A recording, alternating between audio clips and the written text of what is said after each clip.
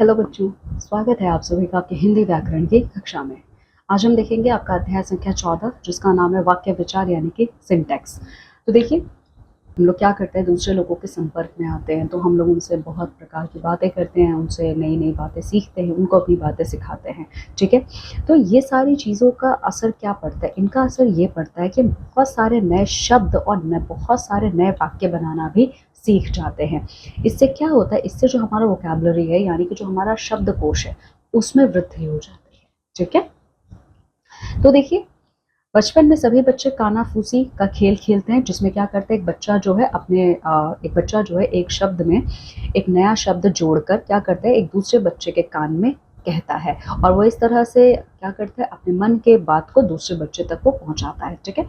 तो देखिए, अपने मन की बातों को या अपने विचारों को दूसरे तक पहुँचाने के लिए व्यक्ति क्या करते हैं, ये वाक्यों का सहारा लेते हैं। क्या आप वाक्यों के बिना अपनी बातों को पहुँचा सकते हो किसी के पास? बिल्कुल भी नहीं। अगर आपको किसी से कोई बात करनी है तो आपको वाक्यों का प्रयोग करना होगा। तो वाक्यों का इस्तेमाल करके हम क्या करते हैं, अपनी बातों को दूसरों तक पहुँचाते हैं। भले ही वो छोटा वाक्य हो, लेकिन आप उसी का इस्तेमाल करते हो। तो देखो, भाषा की लघुतम इकाई जो किसी भाव या विचार को व्यक्त कर सकती है वाक्य कहलाती है। तो वाक्य क्या है? ये वाक्य हमारे भाषा की सबसे छोटी इकाई होती है। ठीक है, क्या है? ये सबसे लघुतम इकाई है जो हमारे मन के भावों को, हमारे विचारों को सामने वाले तक पहुंचाती है। ठीक है, अब वाक्य के अंग की अगर हम बात करें, अच्छा एक और चीज, वाक्य आपका तभी बनता है जब आप शब्दों को सही क्रम में लगाते हो। ठीक है, ऐसा नहीं कि कुछ भी लगा दो और आपका वाक्य बन गया, ऐसा नहीं है। शब्दों को सही तरीके से जब आप लगाओगे तो ही एक सही वाक्य आपका बनेगा। और हर एक वाक्य, चाहे वो किसी भी प्रकार का हो, सबका कोई ना कोई अर्थ जरूर निकलता है। ठीक है, वाक्य के अंग की बात करेंगे तो हमारा जो वाक्य होता है ये दो अंगों में विभाजित है।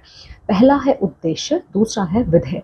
तो उद्देश्य क्या होता है? तो उद्देश्य का मतलब होता है वाक्य में आप जिसके बारे में बात कर रहे हो, यानी कि वाक्य में जिसके बारे में बात कही जाए, आप जिसके बारे में बात कर रहे हो, जिसके विषय में बात कर रहे हो, वो उद्देश्य कहलाता है। और विधेय क्या है? अब आप उद्देश्य के विषय में बाकी जितनी बातें करोगे अपने वाक्य में वो सब विधेय है। ठीक है, जैसे कि एक सेंटेंस है आपका, राणा प्रताप एक वीर योद्धा थे। तो राणा प्रताप एक वीर योद्धा थे, ये पूरा एक वाक्य है। इस पूरे वाक्य में बात किसके बारे में कर रहे हो? आप बात करो राणा प्रताप के बारे में, तो राणा प्रताप क्या हो गए वाक्य के उद्देश्य। बाकी एक वीर योद्धा थे, एक वीर योद्धा थे, आप उद्देश्य के बारे में बात कर रहे हो तो ये आपका विधेय हो जाएगा। ठीक है, तो उद्देश्य का मतलब होता है आप जिसके विषय में अपने वाक्य में बात करते हो, और विधेय का मतलब है आप उद्देश्य के बारे में जितनी बातें करते हो वो विधेय है। ठीक है, चलिए अब वाक्य के भेद की अगर हम बात करें तो वाक्य बहुत प्रकार के होते हैं। तो सबसे पहले हम बात करेंगे वाक्य के जो भेद है उनको किन दो आधारों पर बांटा गया है। तो पहला है अर्थ के आधार पर, दूसरा है रचना के आधार पे। तो अर्थ के आधार पे अगर आप देखोगे तो इसके 8 भाग होते हैं। कितने? 8। विधानवाचक, निषेधवाचक, प्रश्नवाचक, इच्छावाचक, संकेतवाचक, संदेहवाचक, आज्ञावाचक, विस्मयावाचक। माफ करना, विस्मयवाचक। नाम से ही पता चल रहा है कौन कौन से शब्द हैं, क्योंकि ये अर्थ के आधार पर सारे आपको पता चलेंगे।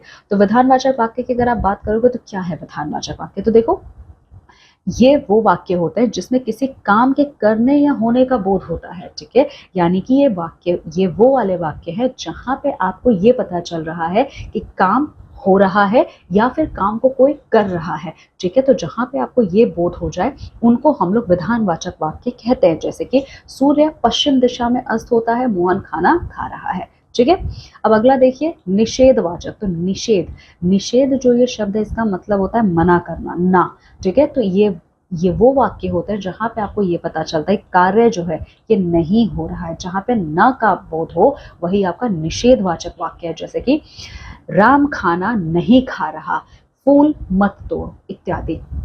तो जो निषेध होता है बच्चों, ये ना नकारात्मक शब्द है, यानी कि जो निषेधवाचक वाक्य नेगेटिव सेंटेंसेस होता है जहां पे आपको ना का भान होता है। ठीक है, फिर आता है प्रश्नवाचक वाक्य। नाम से पता चल रहा है ये वो वाक्य होते हैं जिनके जरिए आप प्रश्न पूछते हो या प्रश्न पूछे जाने का बोध होता है, उनको हम लोग प्रश्नवाचक वाक्य कहते हैं। जैसे कि आज खाने में क्या बना है, यहाँ कौन आया था। ठीक है, अब देखिए इच्छावाचक वाक्य। तो बच्चों इच्छावाचक वाक्य कौन से हैं?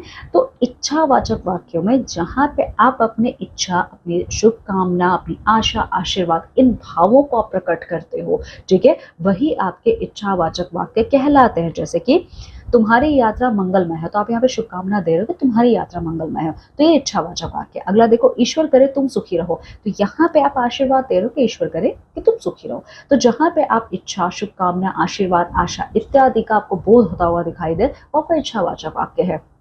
फिर आता है संकेतवाचक वाक्य। तो संकेतवाचक वाक्य क्या है, देखो ये एक ऐसा वाक्य होता है जहां पे एक क्रिया का होना दूसरे की क्रिया अर्थात एक काम का होना दूसरे काम पर निर्भर करता है, यानी कि यहाँ पे दो काम होते हैं। जो इस संकेतवाचक वाक्य ना, यहाँ पे दो काम होते हैं। जो पहला काम है वो दूसरे पे क्या होगा, डिपेंडेंट होगा, या दूसरा पहले पे डिपेंडेंट होगा। तो जहां पे आपको डिपेंडेंसी के बारे में पता चले, यानी कि निर्भरता के विषय में पता चले, वही आपका संकेतवाचक वाक्य है। जैसे कि यदि तुम परिश्रम करते तो अवश्य पास होते, वर्षा होती तो फसल अच्छी होती। ठीक है। फिर आता है आपका संदेहवाचक वाक्य। तो संदेह, ये जो इसका शाब्दिक अर्थ क्या है, संदेह का मतलब क्या होता है, शक करना, डाउट करना, है ना। तो जिन वाक्यों में आपको संदेह की भावना प्रकट हो वो आपका संदेहवाचक वाक्य है। जैसे कि शायद वो स्टेशन पहुंच गया होगा, आप कंफर्म नहीं हो लेकिन आपको डाउट है। ठीक है, तो ये आपका संदेहवाचक है। फिर देखिए आज्ञावाचक वाक्य। तो आज्ञावाचक वाक्य का मतलब होता है जहां पे आप आज्ञा, अनुरोध, आदेश, प्रार्थना आदि का आपको बोध होता हुआ दिखाई पड़े, वो आपका आज्ञावाचक होता है। जैसे कि तुम अंदर आ सकते हो, तो ये आप आदेश देते हो कि तुम अंदर आ सकते हो, कल आप जा सकते हैं, तो ये ना आप अनुरोध कर रहे हो कि कल आप जा सकते हैं, इत्यादि। ठीक है। चलिए फिर बात करते हैं विस्मयवाचक वाक्य की। तो विस्मय, ये जो शब्द है इसका मतलब क्या होता है, भाव। भाव, ठीक है। तो भाव कोई सा भी हो सकता है, जैसे हर्ष, भय, घृणा, शोक, विस्मय, विस्मय आदि। यहाँ से हमारे मन के भाव प्रकट होते हैं। तो जब आप अपने मन के भावों को प्रकट करते हो तो वो वाक्य आपका विस्मयवाचक वाक्य कहलाता है। ठीक है। जैसे हे राम ये क्या हो गया, वाह कितना बड़ा घर है। ठीक है।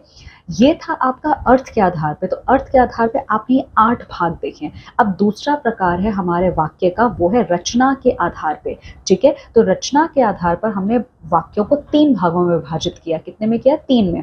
पहला है सरल, दूसरा है संयुक्त, तीसरा है मिश्रित। तो सरल वाक्य नाम से ही पता चल रहा है बहुत इजी सेंटेंसेस होते हैं। ठीक है। तो इजी सेंटेंस का मतलब क्या, सरल वाक्य का मतलब क्या है, यहाँ पे आपका केवल एक विधेय होगा और केवल एक ही उद्देश्य होगा। ठीक है। यानी कि वो वाक्य जहां पे केवल एक उद्देश्य और एक ही विधेय होता है उन्हें हम सरल वाक्य कहते हैं। जैसे कि श्याम खाना खाता है, कक्षा में बहुत शोर हो रहा है। तो श्याम और कक्षा ये क्या है, यहाँ पे एक ही आपके उद्देश्य है। खाना खाता है, में बहुत शोर हो रहा है, तो ये क्या है, ये आपका विधेय है। तो एक उद्देश्य, एक विधेय जिस वाक्य में होगा वो आपका सरल वाक्य है। ठीक है। अब बात करते हैं दूसरा ख, संयुक्त वाक्य की। तो संयुक्त वाक्य का मतलब मिश्रण होता है, संयुक्त का मतलब मिला जुला। तो संयुक्त वाक्य आपके वो वाक्य होते हैं जहां पे दो सरल वाक्य को अर्थात दो स्वतंत्र वाक्यों को विभिन्न योजकों द्वारा जोड़ा जाता है। यहाँ पे आपने क्या किया है, संयुक्त वाक्य का मतलब होता है जहां पे दो सरल वाक्य पर अलग अलग, बिल्कुल एकदम अलग अलग, पर वो सरल हैं। ठीक है, जिनका नेचर सरल हो। यानी आप जब दो सरल वाक्यों को योजक चिन्हों के जरिए जोड़ देते हो तो ये जो वाक्य अब आपके सामने बना है ये आपका संयुक्त वाक्य है। तो कौन कौन से योजक चिन्ह होते हैं जिनका इस्तेमाल करके आप यहाँ पे दो वाक्यों को जोड़ते हो, किंतु, परंतु, तथा, या, और इत्यादि। ठीक है। अब देखो, हर्ष पढ़ता है और हर्षिता गाती है, दोनों अलग अलग है। हर्ष पढ़ता है, हर्षिता गाती है, दोनों अलग है, इंडिविजुअल सेंटेंसेस है। बट स्टिल जब आपने इनको और योजक चिन्ह का इस्तेमाल करके जोड़ा तो ये दो अलग अलग सरल वाक्य अब एक हो गए। ठीक है। हर्ष पढ़ता है और हर्षिता गाती है। ठीक है। इसके अलावा यहाँ पे अगर आप, हाँ माफ करना, तीसरा देखिए मिश्रित वाक्य। अब ये मिश्रित वाक्य क्या है, मोहन ने कहा कि वह कल विद्यालय नहीं आएगा, जब तुम घर आओगे तब मैं बाजार जाऊंगी। तो बच्चों इन वाक्यों को पढ़ के आपको क्या पता चल रहा है, इन वाक्यों को पढ़ के हमें ये पता चलता है कि यहाँ पे एक वाक्य दूसरे वाक्य पे निर्भर है। ठीक है। और जहाँ पे एक वाक्य दूसरे वाक्य पे जब निर्भर हो और यहाँ पे हम अलग अलग योजक चिन्हों का इस्तेमाल करके इन दो वाक्यों को जोड़ रहे हैं, ठीक है, तो ये आपके मिश्रित वाक्य हो गए। अच्छा, मिश्रित वाक्य और संयुक्त वाक्य में फिर फर्क क्या है, संयुक्त वाक्य में जो वाक्य आप जोड़ते हो वो दोनों अलग होते हैं और दोनों क्या होते हैं, बिल्कुल एक दूसरे से अलग होते हैं और एक दूसरे पे डिपेंडेंट नहीं होते। लेकिन मिश्रित में आप देखेंगे डिपेंडेंसी, निर्भरता आप देखेंगे। ठीक है। मिश्रित वाक्य में एक आपका प्रधान उपवाक्य होता है, यानी कि एक आपका मेन पार्ट होता है, दूसरा होता है आश्रित। ठीक है।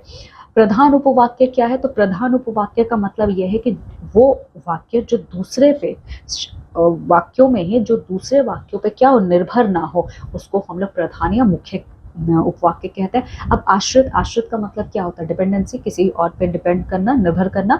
तो जो पहले वाले प्रधान उपवाक्य पे निर्भर हो वही आपका आश्रित उपवाक्य होता है। ठीक है, तो यहाँ पे अगर आप देखेंगे तो मोहन ने कहा, ये स्वतंत्र उपवाक्य है, यानी कि मुख्य है। ठीक है, कि वो कल विद्यालय नहीं आएगा, ये आश्रित है। ठीक है, कि वो कल विद्यालय नहीं आएगा, ये आप अलग लिखोगे तो इसका कुछ मतलब नहीं निकलेगा, वैसे मतलब तो पहले वाले का भी नहीं निकलेगा, लेकिन इन दोनों को जब आप एक साथ लिखते हो तो उनमें से एक हिस्सा जो होता है वो मेन हो जाता है, जिसके बिना पूरा शब्द ही आपका, पूरा वाक्य ही आपका गलत हो जाएगा। तो ऐसे जो वाक्य होते हैं इनको मिश्रित वाक्य कहते हैं। ठीक है, चलिए यहाँ पे कौन कौन से योजक चिन्हों का आप इस्तेमाल करते हो, कि, क्योंकि, तो, जब, तब इत्यादि। ठीक है, अब यहाँ पे देखिए ये एक टेबल आपको दिया है जहाँ पे ये सरल वाक्य, संयुक्त वाक्य और मिश्रित वाक्य आपको बताए गए हैं। तो सरल वाक्य आप देख सकते हो, वर्षा होते ही वो घर लौट आया, एक ही विधेय है, एक ही आपका उद्देश्य है। फिर संयुक्त में देखो, वर्षा हुई और वो घर लौट आया, तो वर्षा हुई एक इंडिविजुअल सेंटेंस है, वो घर लौट आया ये अलग है। इन दोनों को आपने क्या किया, और योजक चिन्ह के जरिए जोड़ दिया। मिश्रित वाक्य देखिए, जैसे ही वर्षा हुई वैसे ही वो घर लौट आया, तो जैसे ही वर्षा हुई ये मेन सेंटेंस है, और वैसे ही वो घर लौट आया डिपेंडेंट है। ठीक है, तो इस तरीके से बाकी सारे आप शब्द यहाँ पे देख सकते हैं। सो बच्चों यहाँ पे ये अध्याय का समाप्त होता है। आइए इसकी समरी देख लेते हैं। तो देखिए, शब्दों के सार्थिक एवं व्यवस्थित समूह को वाक्य कहा जाता है। ठीक है, इसके दो अंग हैं, उद्देश्य और विधेय।